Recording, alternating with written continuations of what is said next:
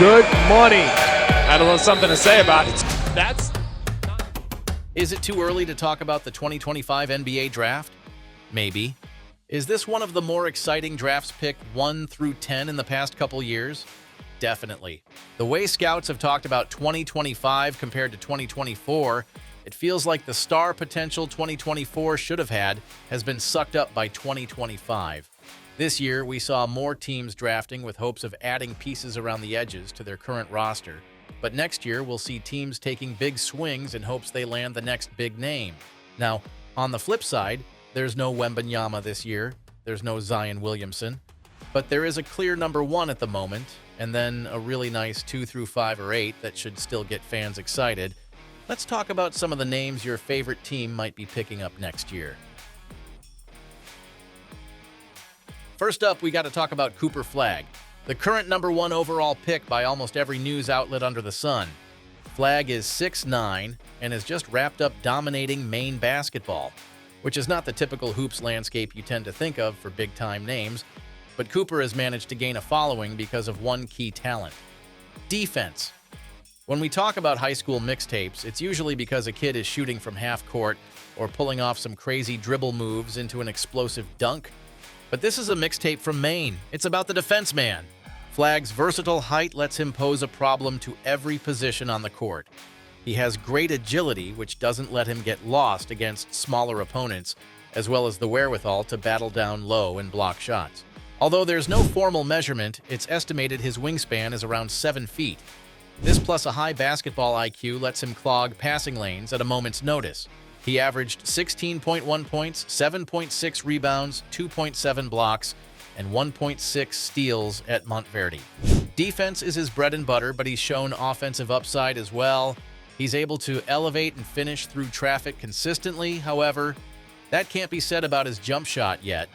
Like a lot of young guys, that'll be the main development focus this year in college before the draft. But besides that, if he's doing this against Team USA, let the tanking begin. 2 tanking teams come to mind that would be fun to see Flagg at. If he shows a more consistent offensive game, watching him get given the keys to a bottomed-out Brooklyn Nets could be exciting. On the flip side of his talents, Washington could become a defensive nightmare if he and Alex Sarr teamed up. Where do you guys want to see Cooper end up?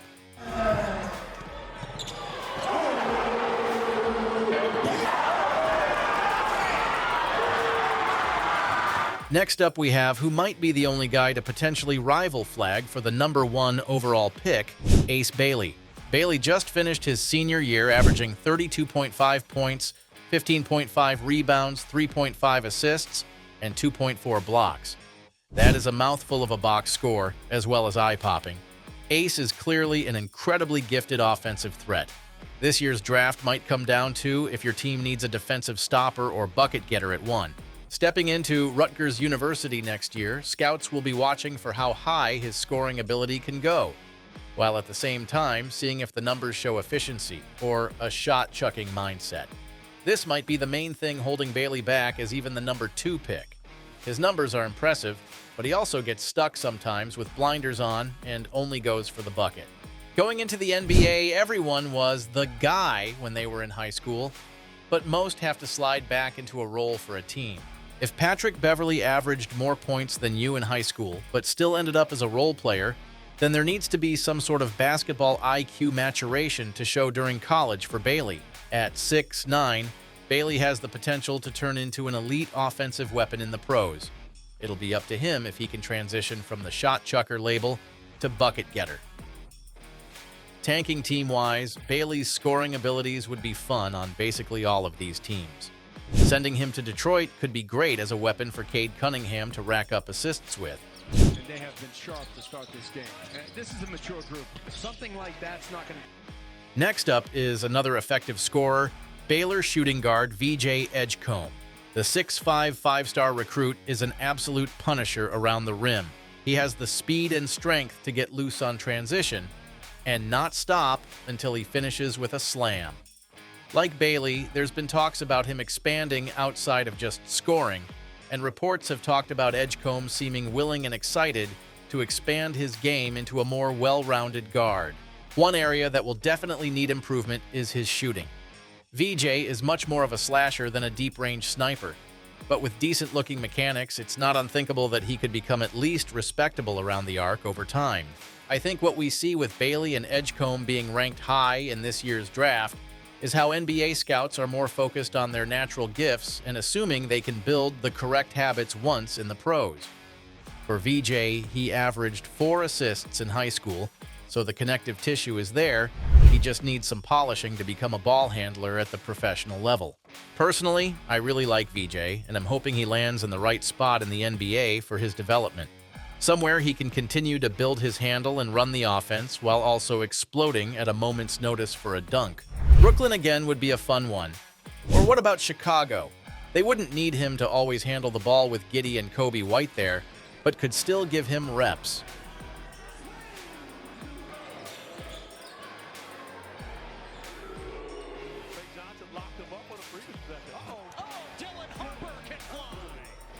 Hovering around the top 5 in the draft is another Rutger freshman, Dylan Harper. Harper is a 6'6" combo guard with a solid frame and nice feel for the game. What he trails guys like VJ in explosiveness, he makes up for in crafty scoring and high basketball IQ. It's hard to see him get off kilter and sped up by opponents. Expect to see him be more of the dissecting counterpart at Rutgers to Ace's flamethrower energy. Weakness that could keep him from entering the top 3 would be the athleticism mentioned earlier, as well as his shooting. His mechanics will need some fine-tuning, and without the ability to explode, not being able to shoot gets trickier the farther in basketball you go. It's hard to think of many non-shooting guards who make it big time in the league now that it's so heavily focused on the three-point line. I would expect to see Harper get taken by a team that can take a swing on believing his shot can fall, which could elevate his offense to an even stronger level. So good development history-wise, get him anywhere but Washington or Charlotte.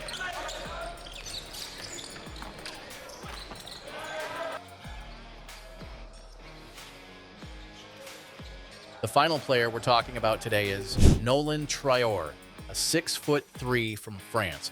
At just 19 years old, Traore has shown incredible court vision and playmaking skills with his time in the French pros. Although his three-point percentage isn't anything to write home about, his overall scoring ability has also shown a smooth touch at all 3 levels. As with all these rookies, consistency in his shots will be more important than anything this year. Being former teammates to newly minted #1 overall pick, Zachary Risacher, maybe someone will be tempted to take a swing on a new floor general. People might be dissuaded because of his 6'3", 188-pound frame, but there's been small guards in the past who have worked out quite well in the lottery. Some people have Traore even going as high as 3 in the draft. Personally, I think being undersized and not solid beyond the arc yet will limit his selection number. Maybe Atlanta could take him and recreate the French duo. So, as we head towards this upcoming college season, does anyone else realize how many topic prospects this year will be D1? Everyone I named besides Traore will be at a big-time school, eventually battling in the NCAA tournament against each other. Compared to the past years where everyone is spread out, it should be fun to see way more in the same environment. Trying to evaluate and compare the Thompson twins at Overtime Elite was no easy task. With the new college NIL rules, clearly the G League Ignite team could not hold on to any top-level talent. This past year was their last season after 4 years. What do you guys think? Are you sad to see the team go, or more excited that more of the big names are headed back to college?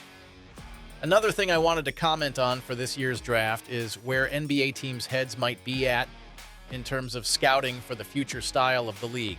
What you often see in the league is copycat teams dependent on whoever just won the championship. Remember when the Warriors were on top. And so Atlanta drafted their discount Golden State trio in Trae Young, Kevin Huerter, and Omari Spellman. This year, with Boston winning, we're going to see a big emphasis on two-way capabilities. Jason Tatum and Jaylen Brown were wings that could do a bit of everything. Naturally, that lends itself well to guys like Flagg and Bailey. The Thunder didn't make it to the finals, but they were top of the Western Conference. They have a similar mindset where they want as many ball handlers on the floor at a time as they can, so I would expect that to also be a high priority for teams. Overall, the 2025 NBA draft class has a ton of high upside talent that I can't wait to see shake out in the lottery. If If you like this video, leave a like and let me know down below which prospect you're most interested in watching this season. Who do you want to see on your favorite team?